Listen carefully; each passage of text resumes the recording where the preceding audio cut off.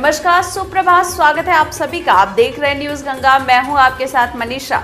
नजर डालेंगे देश और दुनिया की बड़ी और अहम खबरों पर, लेकिन इससे पहले ले चलते हैं आपको सुर्खियों की ओर। हाथरस कांड में पीड़िता की मां बोली, दलित की बेटी है तो ऐसे मामला दबाएंगे डीएमएसपी। किसानों से जुड़े नए बिल के खिलाफ 2 अक्टूबर को ट्रैक्टर रोड शो करेंगे राहुल गांधी। भारत ने किया ब्रह्मोस सुपरसोनिक क्रूज मिसाइल का परीक्षण, 400 किलोमीटर तक दुश्मन होगा ढेर। बाबरी विध्वंस केस पर फैसले के बाद ओवैसी ने पूछा, क्या जादू से गिरी थी मस्जिद। ड्रग केस में 3 A ग्रेड एक्टर पर एनसीबी कसेगी सिकंजा, SRA से शुरू होते हैं ना। हाथरस गैंगरेप पर भड़का बॉलीवुड सेलिब्रिटी जगत ने कहा, दोषियों को फांसी पर लटका देना चाहिए। अमिताभ बच्चन ने किया अंगदान का ऐलान, ट्विटर पर हो रही जमकर तारीफ। हाथरस एडीजी की सफाई, जबरन नहीं किया गया अंतिम संस्कार, खराब हो रहा था शव। श्री कृष्ण जन्मभूमि मालिकाना हक पर दायर याचिका को कोर्ट ने किया खारिज। बीजेपी, जेडीयू, एलजेपी मिलकर लड़ेगी बिहार विधानसभा चुनाव, नीतीश फिर बनेंगे सीएम, भूपेंद्र यादव ने किया ऐलान। प्रधानमंत्री नरेंद्र मोदी 3 अक्टूबर को अटल टनल रोहतांग का उद्घाटन करेंगे। कुल्लू जिला के 2 दिवसीय प्रवास पर भी होंगे। वहीं पीएम मोदी की जनसभा में पहली बार जनता से करीब 5 गुना ज्यादा सुरक्षा कर्मी मौजूद होंगे। ICMR नोएडा सेक्टर 30 स्थित चाइल्ड PGI के साथ फेज 3 वैक्सीन ट्रायल शुरू करने जा रहा है। 1 हफ्ते के दौरान ये ट्रायल शुरू कर दिए जाएंगे।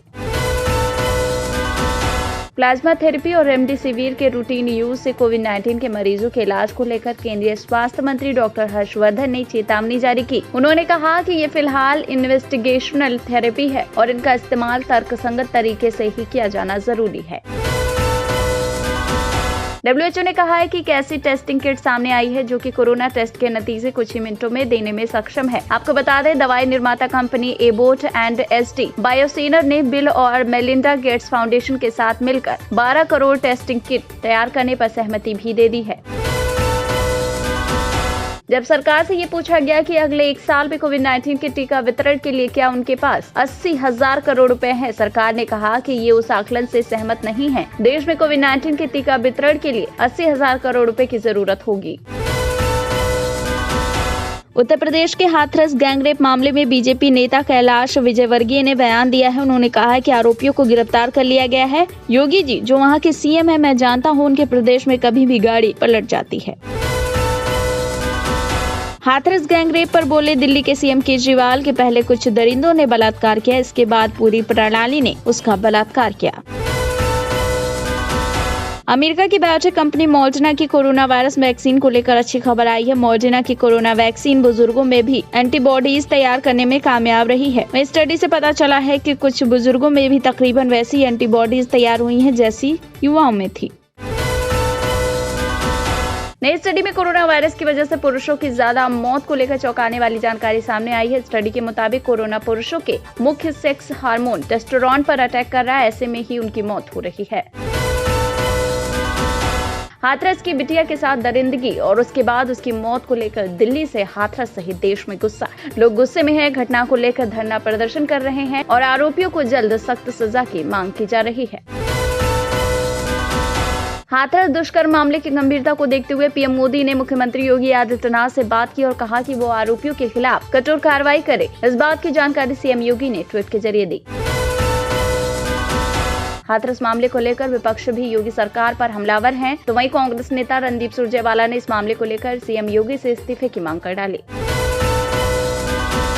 यूपी की हाथरस पुलिस पर आरोप लगा है कि उसने गैंग रेप पीड़ित लड़की का अंतिम संस्कार घर वालों की मर्जी के बगैर खुद ही कर दिया। अब इसका सबूत भी सामने आ गया है। लड़की की चिता को आग लगाते हुए पुलिस वाले कैमरे में भी कैद हो गए हैं। केंद्र सरकार जहां अनलॉक 5 के दिशा निर्देशों की घोषणा करने की तैयारी में है, वहीं तमिलनाडु की सरकार ने राज्य में कोरोना वायरस लॉकडाउन को 31 अक्टूबर के लिए बढ़ा दिया है। अयोध्या में 6 दिसंबर से 1992 को ढहाए गए विवादित ढांचे के मामले में CBI की विशेष अदालत ने लालकृष्ण आडवाणी, मुरली मनोहर जोशी, कल्याण सिंह, उमा भारती, विनय कटियार समेत 32 आरोपियों को अब बरी कर दिया है। बाबरी विध्वंस मामले में कोर्ट के फैसले का उत्तर प्रदेश के मुख्यमंत्री योगी आदित्यनाथ ने स्वागत किया और कहा कि कांग्रेस इस षड्यंत्र के लिए जिम्मेदार है, देश की जनता से माफी मांगे। बाबरी विध्वंस मामले में कोर्ट के फैसले के बाद राजनाथ सिंह ने कहा कि देर से ही सही मगर न्याय की जीत हुई। वहीं केंद्रीय कानून मंत्री रविशंकर प्रसाद लालकृष्ण आडवाणी से मिलने भी पहुंचे। बाबरी विध्वंस के इस मामले में समाजवादी पार्टी से सांसद शफीकुर रहमान वर्क ने कहा है कि प्री प्लान था, पता था कि इंसाफ नहीं मिलेगा। प्रधानमंत्री उज्ज्वला गैस योजना के तहत सरकार मुफ्त गैस सिलेंडर अभी तक दे रही थी। इस योजना के लाभार्थियों को सितंबर के बाद अब इस योजना के तहत गैस सिलेंडर फ्री में नहीं मिलेगा। जर्मनी की एयरलाइन कंपनी लुफ्थांसा एयरलाइंस ने 20 अक्टूबर तक भारत के सभी एयरलाइन को रद्द कर दिया है। ट्रेनों में साफ सफाई रखने के लिए पेंट्री कार ही खत्म कर देने का प्रस्ताव आया है। अगर रेलवे बोर्ड ने ये सुझाव माना तो ट्रेनों में पेंट्री कार बंद कर खान पान के लिए वैकल्पिक व्यवस्था अपनाई जा सकती है। पड़ोसी मुल्कों से मिल रही चुनौतियों का सामना करने के लिए भारत अपनी सैन्य शक्ति में लगातार बढ़ोतरी कर रहा है। इसी बीच भारत ने ब्रह्मोस सुपरसोनिक क्रूज मिसाइल का सफल परीक्षण कल किया। बॉलीवुड अभिनेत्री कंगना रनौत ने आरोप लगाया है कि बीएमसी ने उनके पड़ोसियों को नोटिस धमकी दी है कि अगर वो उनका समर्थन करेंगे तो उनके घरों को भी नुकसान पहुंचाया जाएगा। दूसरी ओर हरिद्वार में 2021 में प्रस्तावित महाकुंभ का स्वरूप भव्य और दिव्य होने की संभावना है। दरअसल प्रधानमंत्री नरेंद्र मोदी गंगा की शुद्धता और निर्मलता के बहाने ऐसा संकेत दे गए। हाथरस पीड़िता का हाल सुन गुस्से से तमतमाया पवन जल्लाद और बोला, मेरे हाथों में बहुत जान है, इन्हें भी अंजाम तक पहुंचाऊंगा। सुशांत की मौत में रिया की भूमिका के बारे में अब तक का सबसे बड़ा खुलासा किया एनसीबी ने कि रिया चक्रवर्ती इस बात से अवगत थी कि सुशांत ड्रग का सेवन करते थे और इस दौरान न केवल उन्हें ऐसा करने का बढ़ावा दिया बल्कि उनसे पूरी बात भी छिपाई। अगर आपकी गाड़ी पर अभी भी हाई सिक्योरिटी रजिस्ट्रेशन प्लेट्स नहीं लगी हैं तो जल्द ही करवा लें, नहीं तो आपको 5 से 10,000 तक का चालान भरना पड़ सकता है। अनुराग कश्यप को आज पूछताछ के लिए लाइन हाजिर होना होगा। पायल घोष ने अनुराग के खिलाफ वर्सोवा पुलिस स्टेशन में एफआईआर दर्ज कराई थी।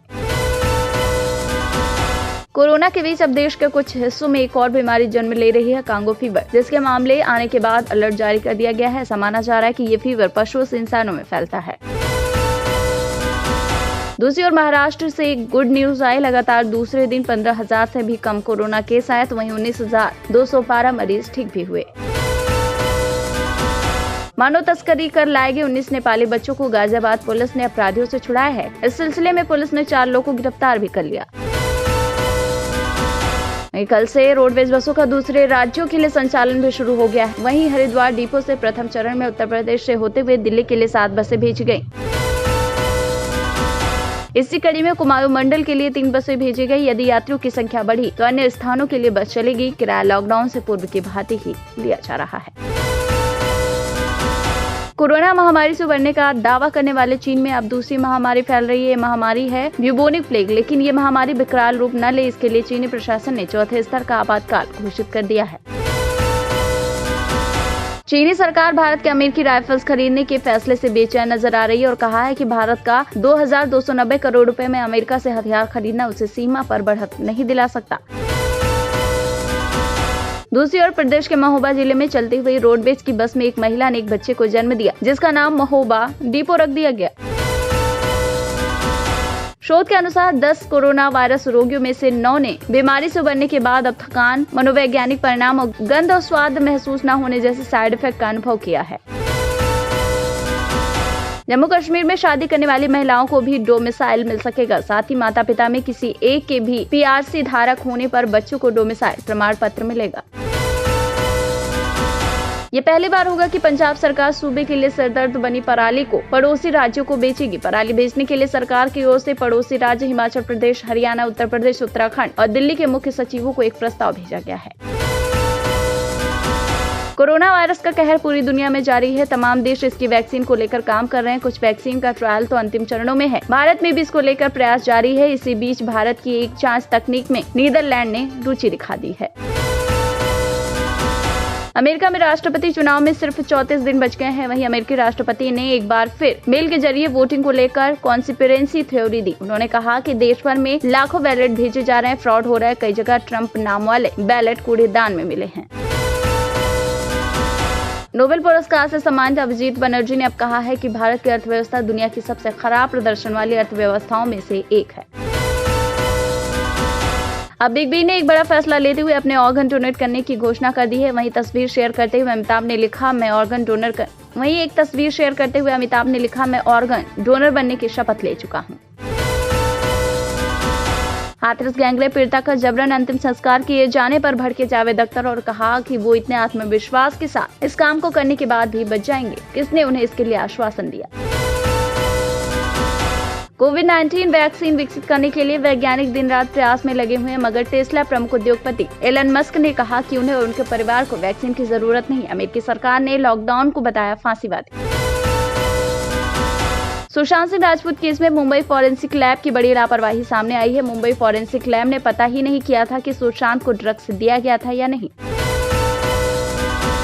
बॉलीवुड एक्टर सोनू सूद को संयुक्त राष्ट्र विकास कार्यक्रम की ओर से ADG special humanitarian action award से सम्मानित किया गया है। आपको बता दें, ये अवार्ड उन्हें प्रवासी मजदूरों, छात्रों और अन्य जरूरतमंदों की मदद के लिए मिला है। अयोध्या राम मंदिर और बाबरी मस्जिद विध्वंस मामले में फैसले के बाद अब अदालत में मथुरा के कृष्ण जन्मभूमि ईदगाह विवाद की सुनवाई की। वहीं हिंदू समूह की याचिका को कोर्ट ने खारिज कर दिया है। तो वहीं दूसरी ओर दिवंगत अभिनेता सुशांत सिंह राजपूत के पिता के सिंह कल बिहार के मुख्यमंत्री नीतीश कुमार से पटना में मुलाकात करने गए थे। वहीं खबरों की माने तो सुशांत का परिवार अभिनेता की मौत के मामले से जुड़े पहलुओं पर बात करने के लिए मुख्यमंत्री से मिलने गया था। वहीं हाथरस मामले में महिला आयोग भी अब सक्रिय हो गई है। दिल्ली महिला आयोग के अध्यक्ष स्वाति मालीवाल ने इस मामले में मुख्य न्यायाधीश को चिट्ठी लिखते हुए इंसाफ की मांग की है। तो ये तो थी देश और दुनिया की बड़ी और ताज़ा खबरें। ऐसे ही ताज़ा तरीन अहम खबरों को सुनने के लिए आप तुरंत सब्सक्राइब कर लीजिए हमारा चैनल न्यूज़ गंगा।